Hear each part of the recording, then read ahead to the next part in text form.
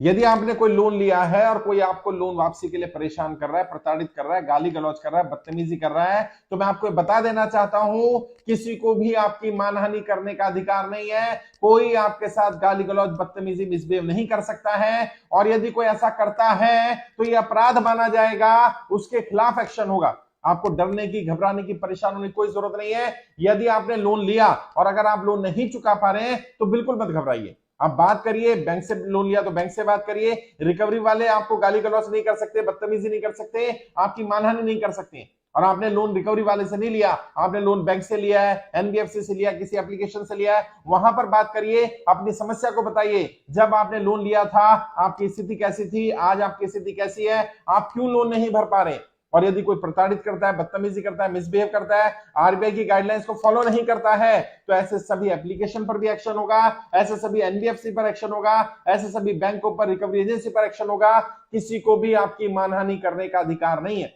बहुत सारी जगह सुनने में आ रहा है रिकवरी वाले गाली गलौज कर रहे हैं, बदतमीजी कर रहे हैं, और परिवार के साथ भी बदतमीजी की जा रही है। व्यक्ति ने लोन लिया, उसके माता पिता को परेशान किया जा रहा है, उसके बच्चों को परेशान किया जा रहा है, उसके घर जाकर के लोन रिकवरी वाले क्या बोलते हैं, अपने पिताजी को बुलाओ। बच्चा आ जाता है, बच्चे को बोलते हैं तुम्हारा बाप चोर है, तुम्हारी माताजी चोर है, बेईमान है, वो ये है, वो है। फोन पर इस तरह की बातें की जाती हैं, अपने बच्चों को भेज दे, अपनी बेटी को भेज दो मेरे पास, अपनी बीवी को भेज दो मेरे पास। इस तरह की बातें नहीं कर सकते हैं। और जो रिकवरी वाले ऐसा काम कर रहे हैं उन्हें भी मैं बात बोल देना चाहता हूं, कान खोलकर ये बात सुन लें, अगर किसी के साथ आपने इस तरह की बदतमीजी की, मिसबिहेव किया, आपके खिलाफ एक्शन होगा।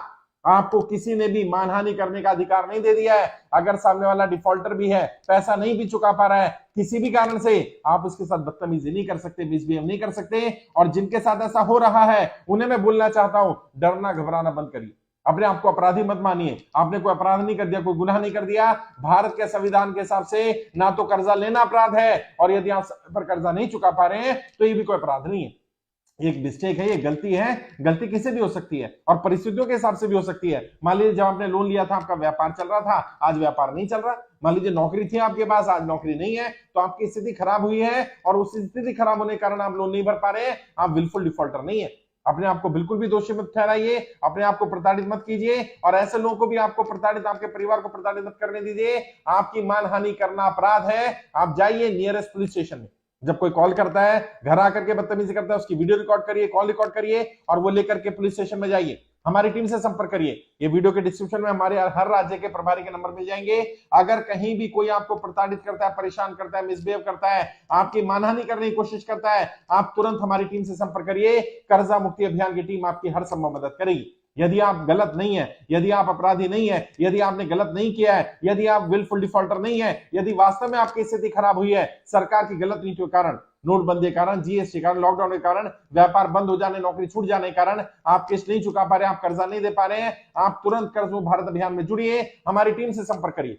हर राज्य में, हर लोकसभा में हमने टीम बना दी है। आपके राज्य में, आपके लोकसभा में कोई ना कोई आपके एरिया में टीम होगी, हमारा केंद्र होगा। अगर नहीं है तो आप खुद टीम में जुड़ करके केंद्र खोलिए अपने यहाँ पर, खुद भी अपने आप को बचाइए, और जो लोग आपके एरिया में ऐसे, आपकी जान पहचान में ऐसे हैं जो कर्जे के कारण परेशान है, उन्हें भी संगठित करिए।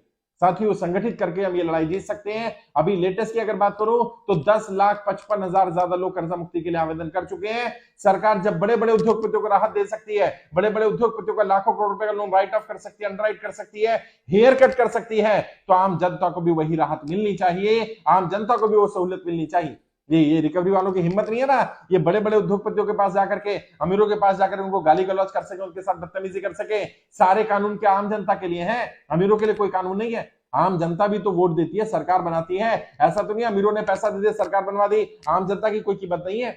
और ऐसे नेता भी, ऐसी पॉलिटिकल पार्टियां भी जो जनता के इस दुख में, इस दुख की घड़ी में उनके साथ नहीं है, मैं उन्हें भी कह देना चाहता हूं, देश की जनता कर्जे कारण बहुत ज्यादा परेशान है। आप उनके सब्र का इम्तिहान मत लीजिए। जितना जल्दी हो सके उनका तो कर्जा माफ करा जाए, और अगर कर्जा माफ नहीं हो सकता उन्हें 2 वर्ष का समय दिया जाए। किसी की अभी मानहानि नहीं होनी चाहिए, और जिनकी मानहानि हो रही है उनको कंपनसेशन की जरूरत है, और जो मानहानि कर रहा है उसको सजा दिलवाने की जरूरत है।